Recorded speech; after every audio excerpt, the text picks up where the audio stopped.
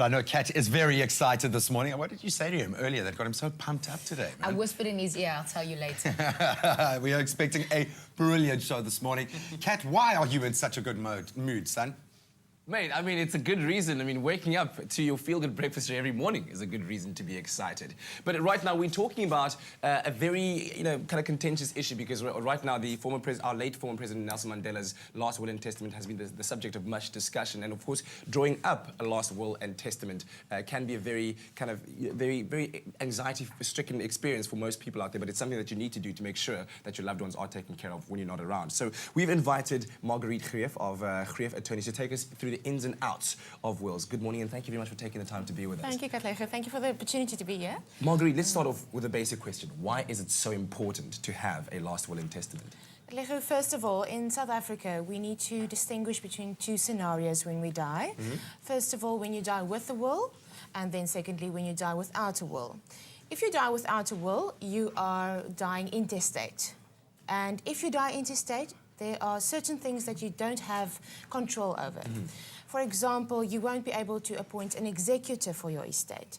The master will appoint that. You won't be able to say which assets should go to which person, which is very important actually.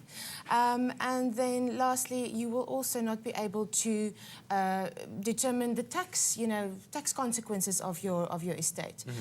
There are so this all happens if you die without a will? Yes. So I mean, if you have a proper tax estate plan in place and a proper will drawn up, you can minimize your tax consequences and estate duty and things like that. So when it comes to that, so you said the master will appoint an executor to take care of your estate and distribute the assets and the taxes as it goes around. But then who does end up inheriting your assets in that case? Well, it depends again on your situation. The law of interstate succession, determines that in certain circumstances, if, for example, you die with leaving a spouse but no children, everything will go to the spouse. Okay.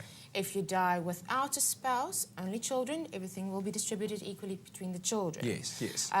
But things like debts and things like that, will not be taken into account. And the children could end up dealing with those debts as well. And in that same way, then I guess the tax implications are also dependent on each different scenario. Correct. Okay, so give us some tips when it comes to planning that will and testament. What do you need to have there? What do you need to look at and to make sure, as I said, that your loved ones are taken care of? Firstly, of course, make sure you have a valid will. That it complies with the formalities of the Wills Act. For example, that it is signed on each page, that it is signed in front of two competent witnesses. Complying with those formalities. And that's, again, why it's important to get proper advice when drawing up a will. Yeah.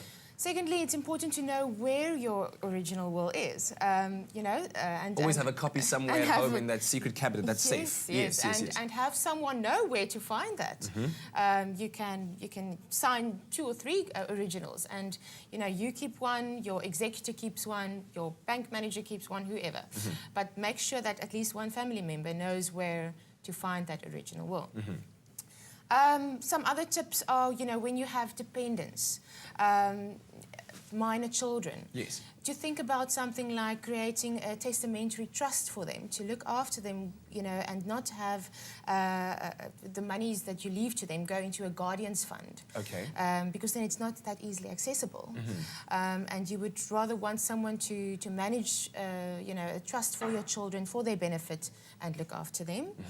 Other pointers would be to appoint an executor that knows what he or she is doing. Sure, clearly a lot of planning that goes into this. But let's talk about, the assets, obviously the main point of discussion, because that's that is what needs to be distributed around. So how should one go about distributing your assets? In South Africa, there's no hard and fast rules when it comes to distributing assets. And we also have the fantastic principle called the freedom of testation, which means that you have the right to determine how you want your assets to be distributed. Yes. Of course, within the limitations of certain legislation. Maintenance, for example, you can't contract out of that. Your dependent children and your wife will possibly have a claim, for maintenance against your estate. But after that is dealt with, you can deal with your estate as you wish. Yes, yes. And I guess at the end of the day, that's the one comment that one can leave to all those people that have been talking a lot about Madiba's last will and testament, that the freedom of testation prevailed over this, and he was able to decide exactly what to leave to who, you know, so put it to rest that way. Marguerite, thank you very much. Much appreciated, really appreciate it. Thank you. Of course, like I said, something that is very, very important for you to really seek advice on. So talk to your financial advisor, talk to your legal advisor on drawing up and planning your last will and testament.